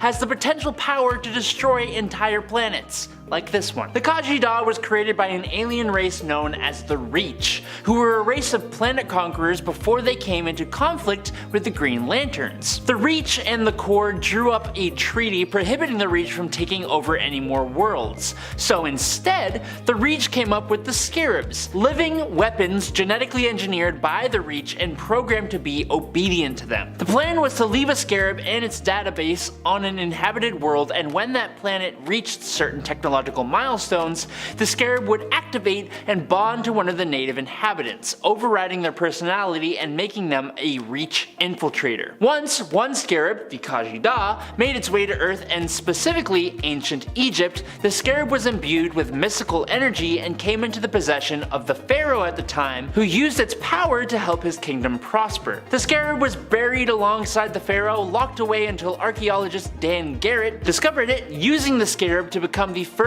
ever Blue Beetle. It passed down to Ted Kord and then eventually to Jaime Reyes, to whom it granted its coolest abilities and revealed its true origins. Number 9. The Helmet of Fate. Considering this thing is a helmet, you'd be forgiven for assuming that it's just a piece of armor. Technically, yes, but I think it would be more fair to say that the Helmet of Fate turns its user into the danger by granting them the most powerful magics in the entire DC universe. The helmet itself was created by the wildly powerful sorcerer and Lord of Order known as Nabu, alongside the Amulet of Anubis and the Cloak of Destiny. Combined together, these three things turn the wearer into Dr. Fate, granting them a fraction of Nabu's power. Even if it's just a fraction though, it's basically got a limitless repository of arcane energy. It grants its wearer the knowledge to cast a huge number of spells, the ability to control the elements, and bestows them with cosmic awareness, all of which can be combined to make Dr. Fate, whoever it is, one of the most powerful characters in the DC universe. It does have some caveats though, but we won't talk about that because that's not interesting. Number 8. Mjolnir. The Hammer of Thor is quite possibly one of the most well-known weapons in not only comic books, but in mythology, but I think that's partially due to comic books. Mjolnir was forged out of Uru metal by the legendary dwarven smiths Eitri, Brock, and Buri inside the heart of a dying star. But the chunk of Uru used to create the hammer had also been infused with an unimaginably powerful cosmic storm called the God Tempest by Allfather Odin himself. After about 17 weeks and the explosion of the dying star, the hammer was finally finished. At first, the hammer was so unruly that it couldn't be controlled until Odin placed the enchantment of worthiness upon it, at which point it became the weapon he used up until he took the throne of Asgard. From that point forward, Mjolnir became the tool of Thor. Mjolnir had survived Kang the Conqueror's antimatter screen, heat as extreme as the heart of the sun, and blasts powerful enough to destroy planets. There is also almost nothing except primary adamantium, which is really rare, that is capable of withstanding a full-on blow from Mjolnir. Not even the armor of the Celestials can take it. But of course, whacking things isn't all it's good for. Mjolnir allows its wielder to manipulate the weather, fly at 3 times faster the speed of light, project and channel vast energies like the God Blast, create wormholes, manipulate matter, and so much more. I'm sure it would do an excellent job at hammering nails too, but we'll never know. Number 7. Exo Manowar. The armor from Exo Manowar is probably one of the most awesome suits of armor ever. The alien suit itself was actually worshipped like a god by an entire race of alien beings who could never find anyone worthy to wear it. Anyone who tried would simply just lose their life. But that's probably because the suit ain't ever interacted with a human. So when the suit interacted with a barbarian Visigoth known as Eric of Dacia in 402 AD, a successful pairing was finally found, and this suit proved itself to be one of the most powerful forces in the universe. It helped Eric not only to escape the capture of the aliens who captured him in the first place, but it even helped him to become a king. The armor is a near unstoppable offensive and defensive tool,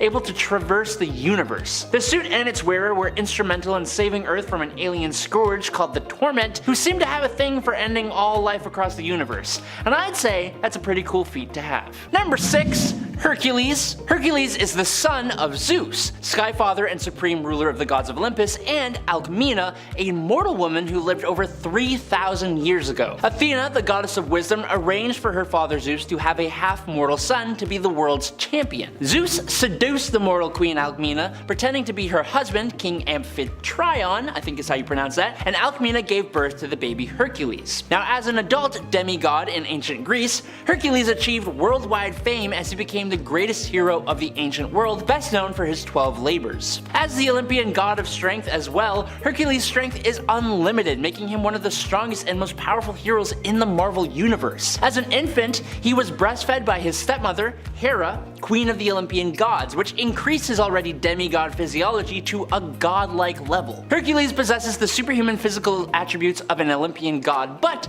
interestingly, some of his powers are superior to the vast majority of his own race. Most recently though, he is a member of the Guardians of the Galaxy, but he has also been a part of the Avengers, the God Squad, the Council of Godheads, the Mighty Avengers, the Secret Avengers, the Defenders, the Heroes for Hire, and of course, S.H.I.E.L.D. Number 5. Anthro. Created by Howard Post, Anthro is considered the first boy on Earth, existing in prehistoric times. He lived with his family during a period when the world was still in its primal stages. Anthro's curiosity and adaptability drove him to explore the challenges and mysteries of a world populated by both primitive creatures and nascent human tribes. Through his adventures, Anthro unwittingly played a significant role in shaping humanity's development and survival, often making use of his ingenuity and courage to overcome obstacles, while also being a part of some modern-age stories thanks to time travel. He's popped up in Crisis on Infinite Earths, Armageddon 2001, Zero Hour, Team 13, and Final Crisis, and he's even been to the Marvel Universe where he interacted with Devil Dinosaur. Anthro's narrative explores the struggle for survival, the emergence of intelligence, and the foundation of human civilization. His story reflects the essence of human curiosity, resilience, and the quest for progress, serving as a symbol of humanity's earliest steps into the unknown. His powers are, well, pretty much non-existent, but he has played a part in some big events and in more than just a background kind of way. Number 4. The Ancient One. Born over 1,000 years ago, the Ancient One, otherwise known as Yao, was a local to the Tibetan ancient city of Kamar-Taj. Under the guidance of the mystic sorcerer Kalu, Yao delved into the ancient arts of magic and arcane wisdom, eventually surpassing and even facing his mentor. After facing his mentor, granting himself long life, and fighting alongside sorcerer supremes throughout time, he sought out an order of ancient magic users known as the Ancient Ones in order to devote his entire life to their goal of combating evil sorcerers. The youth eventually became even more skilled than his colleagues though, and grew in power so great that he was the first mortal ever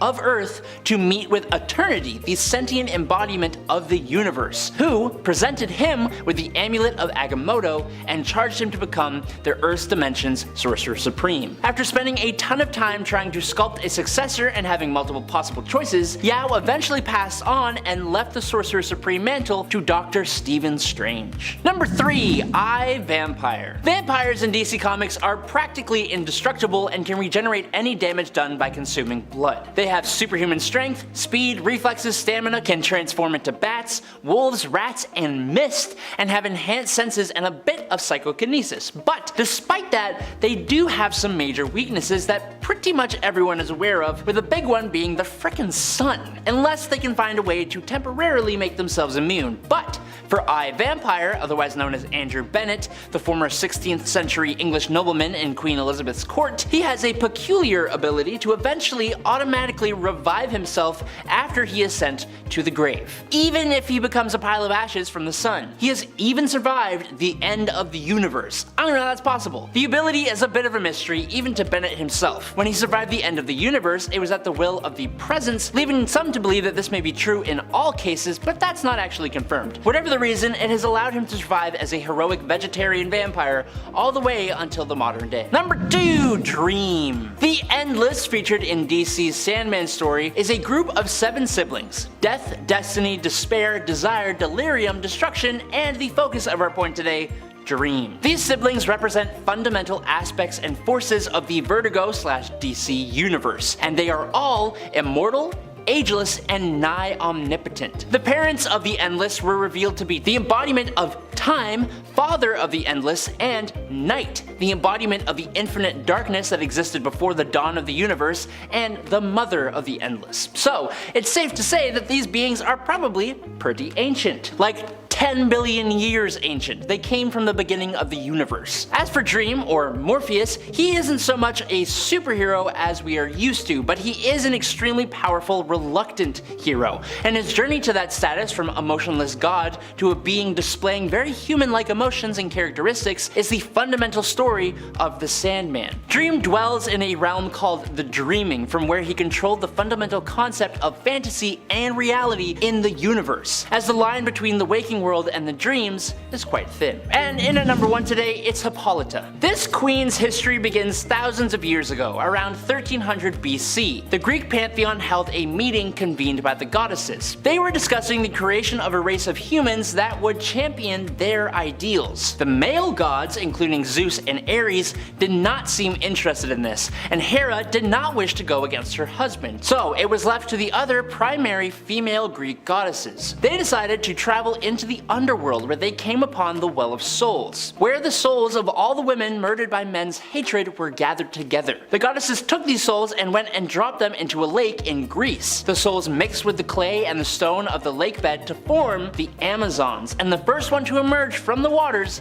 was Hippolyta. The goddesses appointed Hippolyta, or Hippolyta, however you want to pronounce it, to be queen, and they decreed that the Amazons were to spread the message of peace, tolerance, and equality by being super dope warriors. Yes, Wonder Woman is also pretty ancient too, but Mama came first, so here we are. Coming in at number 10 today is the Silver Surfer. The Surfer was originally Norrin Radd, an astronomer from the planet Zen-La. When Radd discovered that Galactus, the Devourer of Worlds, had come to devour Zen-La's life force, Radd struck a deal with the cosmic entity to seek out uninhabited planets that Galactus could consume. Eventually, Galactus became aware of Earth, our little green planet, and he set out to make it his next meal. The Surfer arrived just in time to warn the Fantastic Four of Galactus' arrival, which was his initial reveal into the universe of Marvel Comics in Fantastic Four number 48 to number 50. And that started a great relationship between the Surfer and the superhero family. The Silver Surfer's adventures often center on philosophical conundrums as much as physical challenges, and Stan Lee has used the Surfer as a vessel to express some of the writer's own worldviews. But why is he on the list of ancient heroes? Well, we don't actually have a specific birth year for Norrin Radd, but the Silver Surfer himself has stated that it has been a millennia since he was first transformed by Galactus, and he was a mature member of his species when that happened. And that species is a long-lived one, so it's very safe to say that the Silver Surfer is quite old indeed. Number 9, Mystique. To some of us humans, hundreds of years ago feels just as ancient as millions of years ago. Maybe. The Marvel mutant known as Mystique, while you wouldn't think it, has stated that she was not born in the last century and that she's actually over 100 years old. Mystique has a very complex and unrevealed origin. Like Marvel started by introducing her and have only given us brief moments where she has shown up in the timeline prior to that. So, this point is more so cobbling together various things she and others has said that point to her being quite freaking old. Mystique has been known to be with her wife, Destiny, by 1895, and she stated that, quote, "Solitude was my natural state for 100 years, which basically implies that she was born before 1800. In 1921, she met Logan in Kansas City, and they all worked together in Scotland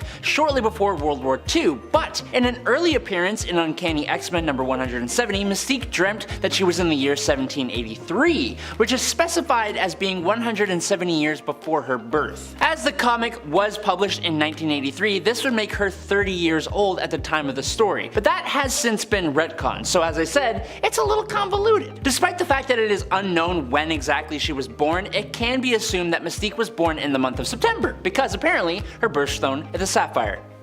While she might not be as ancient as others on this list, she is still much older than you think, and an incredibly hard mutant to bring down. Number 8. Nabu. Dr. Fate is one of the most powerful magic users in DC Comics, but funnily enough, Dr. Fate is just a name used by the wearers of the Helmet of Fate, which was created by the powerful sorcerer Nabu. Nabu is actually billions of years old as one of the cosmic beings known as the Lords of Order. They came into being at the beginning of the universe and struggled with the Lords of Chaos for supremacy. The Lords of Order actually manifested themselves as the first sentient race in the universe, but it wasn't until 3500 BC, in Earth years, that one of the Lords of Order descended to Earth and became Nabu the Wise, an advisor to the pharaohs of ancient Egypt. In the New 52 continuity, he is a bit more human and credited as one of the first discoverers of magic, but regardless, after years and years and years serving pharaohs, Nabu did eventually quote pass on, or it's more so that his physical body could no longer contain him, and so his spirit was absorbed into magical items, mainly the Helmet of Fate,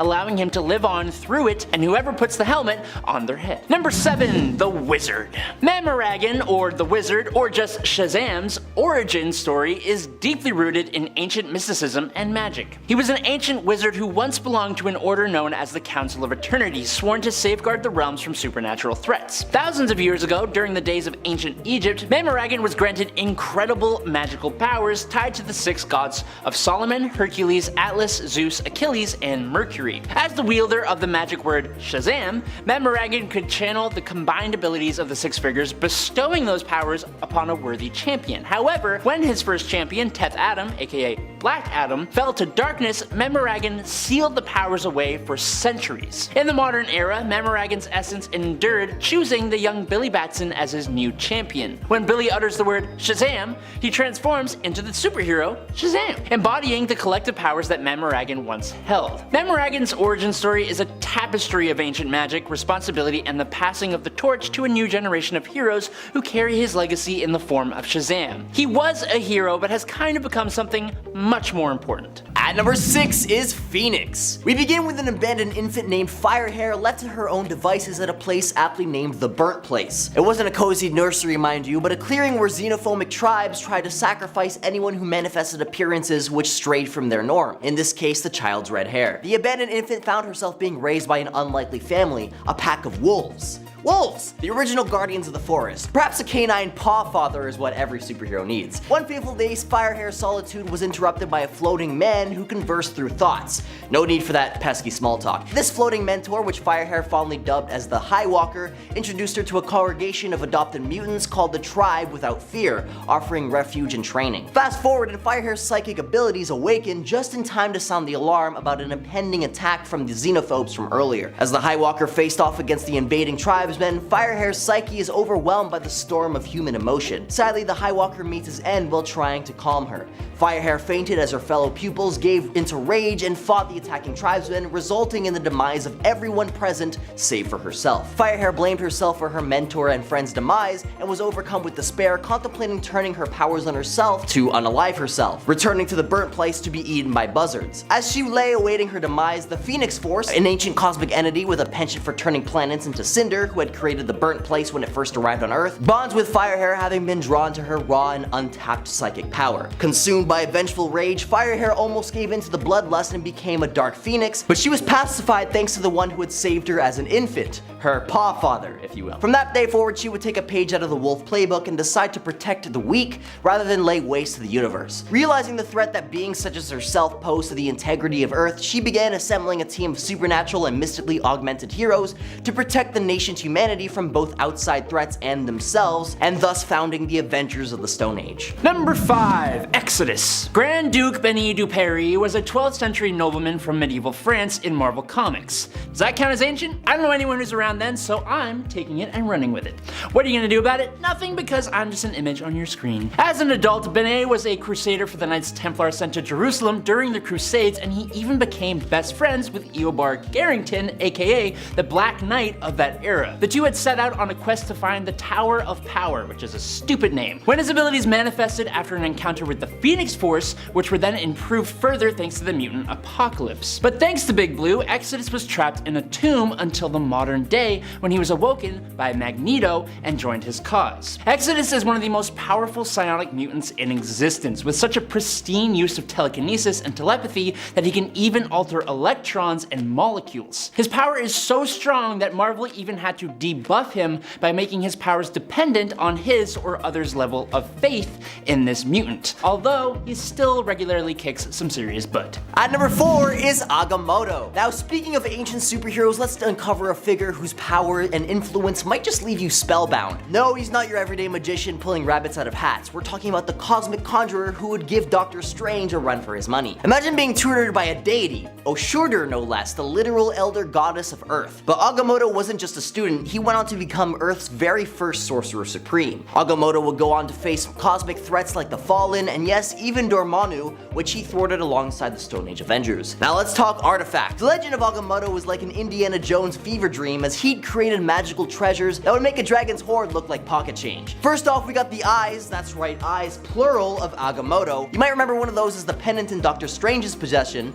that guards the Time Stone. Well, Agamotto made not one, not two, but 3 of them bad boys. But their intended purpose wasn't meant to guard Infinity Stones or serve as reading glasses. These peepers could pierce through dimensions, unlocking knowledge that could make Google's search engine blush. Ever heard of the Book of Vishanti? Yup, that was Agamotto's brainchild too, an enchanted book that's like Wikipedia but for spells. Agamotto went from being a mere mortal sorcerer supreme to being a bona fide higher being, a principality. Essentially, imagine a being so magically advanced that you become a go-to power source for other sorcerers, sort of like being the neighborhood electrician for the mystical realm. So there you have it, Agamotto, the ancient superhero who wasn't just reading spells from a dusty book, he was writing them into that dusty book, shaping the very fabric of reality, defending Earth from cosmic threats, and leaving behind a trail of magical breadcrumbs for future sorcerers to follow. Number 3. Starbrand Vin. The Starbrand itself is an incredible source of power, proven by other people who have wielded it. The bearer of Earth 723's Starbrand used the power to create music that influenced human behavior to the extent that he has unified the people of his world as a single hive mind. Earth 541 is the home of a Starbrand bearer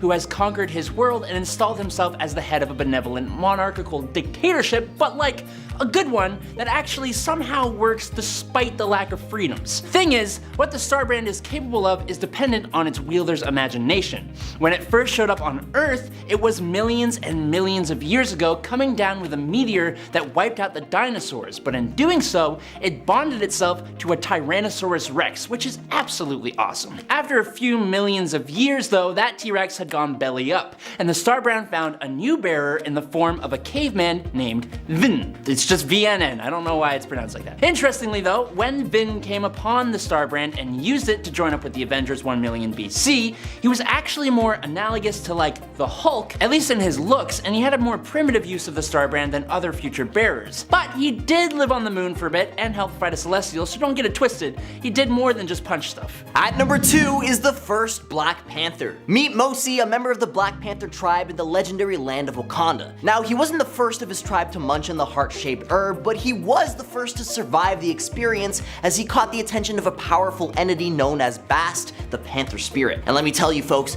that wasn't your ordinary herbal experience. We're in ancient Wakanda after all, not modern Canada. With Bast's blessing, Mosi became the very first Black Panther. Talk about leveling up. It was around this time that Earth was dealing with some cosmic turbulence courtesy of a meteor from the Vega system. The rifts it opened up started inviting all sorts of extraterrestrial nasties like the Brood to the neighborhood. Not one to let his tribe become an all-you-can-eat buffet for these cosmic creeps, Mosi stepped in as Wakanda's defender-in-chief. And guess who else decided to crash the party? None other than Odin Borison, the Asgardian bigwig himself. Now, Odin wasn't exactly known for tossing around compliments like confetti, but he had to admit he was pretty darn impressed with Mosi's moral moxie. And if that wasn't enough, get this, Mosi was the first person after Odin to ever lift Mjolnir, proving his worthiness during the first encounter with the rest of the Stone Age Avengers. Mosi and his crew sealed away a colossal celestial, saving the day like it was just another Wednesday. They faced off against cosmic villains like Mephisto and Shumagora, making your average supervillain seem about as threatening as a fluffy kitten. But alas, all good things must come to an end. Mosi met his match in a battle against the children of Laufey and Hive,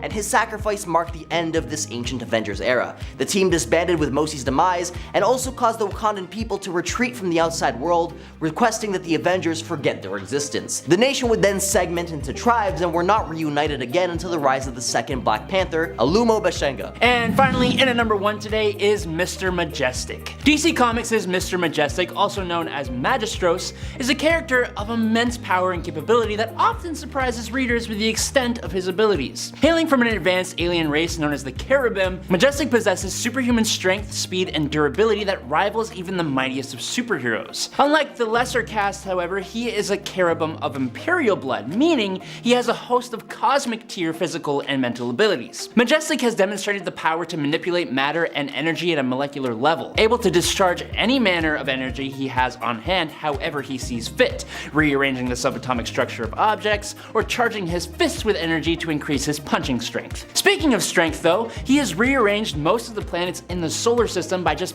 pushing them from his own power, and has crushed graphite into diamonds in order to pay for a meal, which those two things are very, very different. On top of all of that though, Majestic is basically Wildstorm's analog for Superman and shares a lot of the same abilities as the Man of Steel. And when interacting with the rest of the DC multiverse, he's considered to be an alternate Earth Superman. Oh, and he makes this list because, being a Cherubim, he is about 10,000 years old.